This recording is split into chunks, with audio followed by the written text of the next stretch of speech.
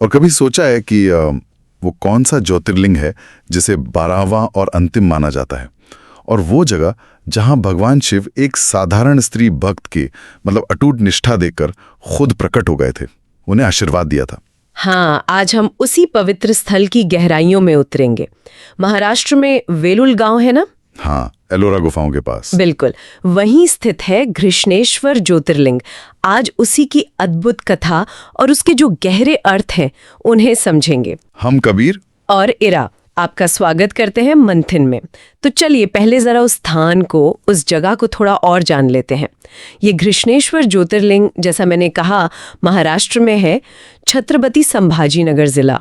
हाँ, जिसे पहले औरंगाबाद कहते थे। जी, और ये दौलताबाद का जो किला है, ऐतिहासिक किला, वहां से कोई 11 किलोमीटर, और एलोरा की गुफाएं तो अरे बिल्कुल पास हैं। हाँ, आधा 1 किलोमीटर ही शायद। बस वेरुल गांव में। और जैसा आपने शुरू में कहा, ये 12 ज्योतिर्लिंगों में अंतिम है, मतलब 12वें। और इस जगह से जुड़ी जो कहानी है ना, वो सिर्फ कोई पौराणिक कथा नहीं है। हाँ। उसमें मानवीय भावनाएं हैं। हाँ। अटूट विश्वास है। हाँ। और ईश्वरीय करुणा भी। हाँ। बहुत मार्मिक चित्रण है। हाँ। ये कहानी है घुष्मा की। बिल्कुल, अलग अलग जगहों पर नाम थोड़ा अलग मिलता है, घुष्मा, कुसुमा या घृष्णा भी कहते हैं, पर कहानी का जो सार है वो एक ही है। कथा कुछ इस तरह से है कि पुराने समय में देवगिरी पर्वत के पास सुधर्मा नाम के एक बड़े विद्वान और धर्मपरायण ब्राह्मण रहते थे। अच्छा। उनकी पत्नी का नाम था सुदेहा। वो दोनों वैसे तो सुखी थे, पर एक दुख था, उन्हें संतान नहीं थी। संतान की चाह। हाँ, और इसी चाह में सुदेहा ने खुद ही अपने पति सुधर्मा को मनाया कि वो उनकी छोटी बहन घुष्मा से दूसरा विवाह कर लें। अपनी ही बहन से सुदेहा ने खुद कहा? हाँ, उन्होंने खुद आग्रह किया। और घुष्मा जो थी वो भगवान शिव की बहुत बड़ी भक्त थी, मतलब परम भक्त। उनकी भक्ति कैसी थी? क्या खास था? उनकी भक्ति असाधारण थी। वो रोजाना नियम से 101 ताजे मिट्टी के शिवलिंग बनाती थी। रोज 101 मिट्टी के? हाँ, पार्थिव शिवलिंग जिन्हें कहते हैं। पूरी श्रद्धा से उनकी पूजा करती और फिर पास में ही एक सरोवर था, उसमें विसर्जित कर देती थी। रोज? बिना नागा। रोज? और ये सब वो बिल्कुल निस्वार्थ भाव से सिर्फ शिव प्रेम में करती थी। और फिर उनकी ये भक्ति रंग लाई? बिल्कुल, उनकी सी निस्वार्थ भक्ति और निष्ठा का फल मिला। भगवान शिव की कृपा हुई और घुष्मा को एक पुत्र प्राप्त हुआ। घर में तो जैसे खुशियों की बहार आ गई। बच्चे की किलकारियों से आंगन गूंजने लगा। लेकिन कहानियों में अक्सर होता है, खुशी ज्यादा देर टिकती नहीं कभी कभी। सही कहा। समय बीता और जो सुदेहा अपनी बहन को खुद ब्याह कर लाई थी, उसी के मन में धीरे धीरे ईर्ष्या का बीज पनपने लगा। ऐसा क्यों? उसे लगने लगा कि भाई, जब से बेटा हुआ है, पति का सारा ध्यान, सारा प्रेम, घर में मान सम्मान सब घुष्मा को ही मिल रहा है, और वो जैसे उपेक्षित हो गई है। उसे ये बात खलने लगी। ये मानवीय स्वभाव है शायद, ईर्ष्या। और ये ईर्ष्या धीरे ही इतनी बढ़ गई, इतनी विकराल हो गई कि उसने एक बहुत भयानक रूप ले लिया। भयानक रूप मतलब? एक रात जब सब सो रहे थे, सुदेहा ने अपनी ही बहन के सोते हुए मासूम बेटे की हत्या कर दी। क्या? अपनी ही बहन के बेटे की? हाँ, और इतना ही नहीं, शव को ठिकाने लगाने के लिए उसने वही सरोवर चुना जहां घुष्मा रोज शिवलिंग विसर्जित करती थी। ओह, ताकि किसी को पता ना चले। हाँ, उसने यही सोचा। फिर अगली सुबह क्या हुआ? अगली सुबह जब बेटा कहीं नहीं मिला तो घर में तो हाहाकार मच गया। सुधर्मा, बाकी सब लोग सब शोक में डूब गए, जाहिर है। लेकिन इस भयानक त्रासदी और असहनीय दुख के बीच भी घुष्मा का जो व्यवहार था वो अविश्वसनीय था। कैसा व्यवहार था उनका? अविश्वसनीय। आप सोचिए, कोई भी माँ ऐसी स्थिति में टूट जाएगी, बिखर जाएगी, पर घुष्मा शांत रही। उनका भगवान शिव पर विश्वास इतना ज्यादा अटूट था कि उन्होंने अपना दुख जाहिर करने के बजाय अपना जो रोज का नियम था वो जारी रखा। बेटे के गायब होने के बाद भी? हाँ, वो उठी, स्नान किया और उसी शांत मन से 101 पार्थिव शिवलिंग बनाने बैठी।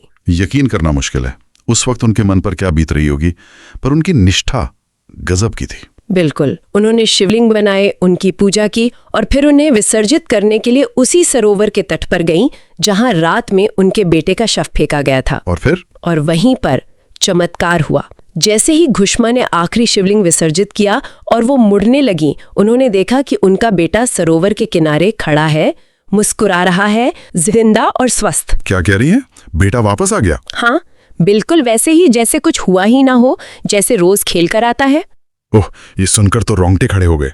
घुष्मा ने क्या किया? ये नजारा देखकर घुष्मा की आंखों से आंसू बह निकले, लेकिन इस बार ये खुशी के आंसू थे। और उसी पल भगवान शिव स्वयं वहां प्रकट हुए। शिव जी प्रकट हुए? हाँ, वे सुदेहा के इस क्रूर काम से बहुत ज्यादा क्रोधित थे और उसे उसके कर्मों का दंड देना चाहते थे। तब तो सुदेहा का बचना मुश्किल था। लेकिन यहीं पर घुष्मा की महानता देखिए। उन्होंने हाथ जोड़कर भगवान शिव से प्रार्थना की, विनती की कि वो उनकी बहन सुदेहा को क्षमा कर दें। क्षमा करने को कहा, जिसने उनके बेटे को मारा था। हाँ, उन्होंने कहा कि इसमें सुदेहा का दोष नहीं है, ये सब तो प्रारब्ध का, भाग्य का खेल है।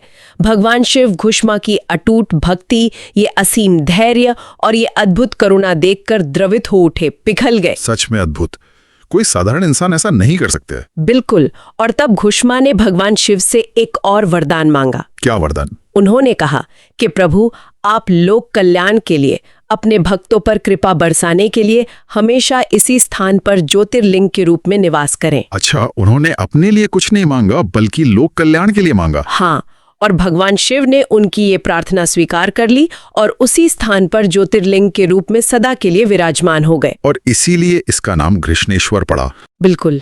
घुष्मा की इसी भक्ति, करुणा और निष्ठा के कारण ये ज्योतिर्लिंग घृष्णेश्वर कहलाया।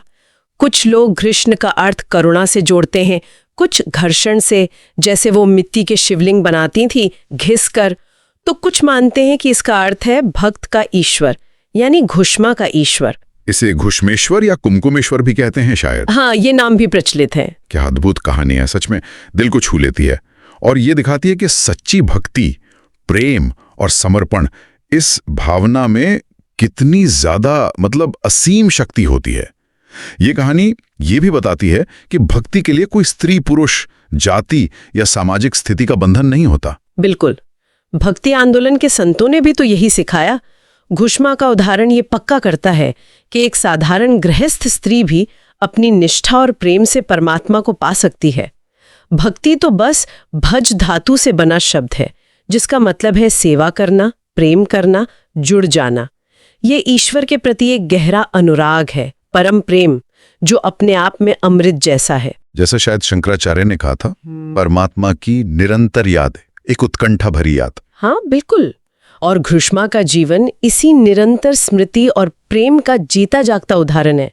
इतने भयानक दुख में भी उन्होंने शिव को नहीं भुलाया, अपनी निष्ठा जरा भी कम नहीं होने दी, और नतीजा, भगवान शिव स्वयं उनके जीवन में प्रकट हो गए। अक्सर जब हम ज्योतिर्लिंगों की बात करते हैं तो घृष्णेश्वर का नाम बस यूं ही आ जाता है कि यह 12वां और आखिरी है। लोग दर्शन करते हैं और आगे बढ़ जाते हैं। हाँ, ये होता है।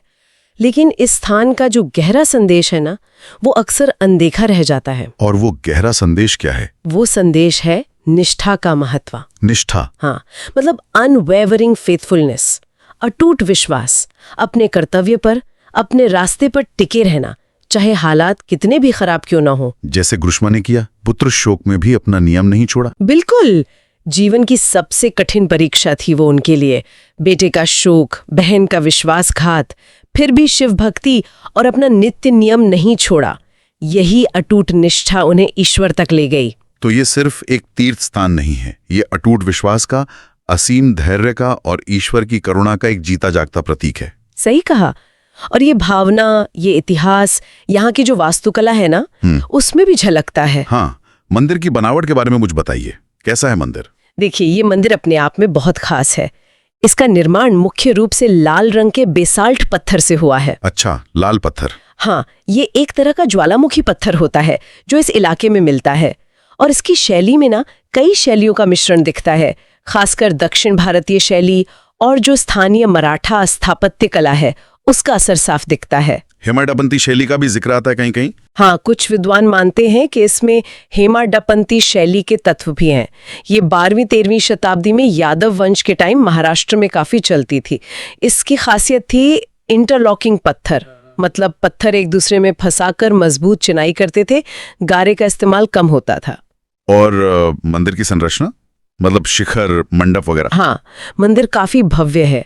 इसमें एक 5 मंजिला शिखर है जिसे विमान भी कहते हैं, और इस पर देवी देवताओं की पौराणिक कथाओं की बहुत ही सुंदर और बारीक नक्काशी की गई है। कमाल है। फिर एक सभा मंडप है, उसमें 24 नक्काशीदार खंबे हैं।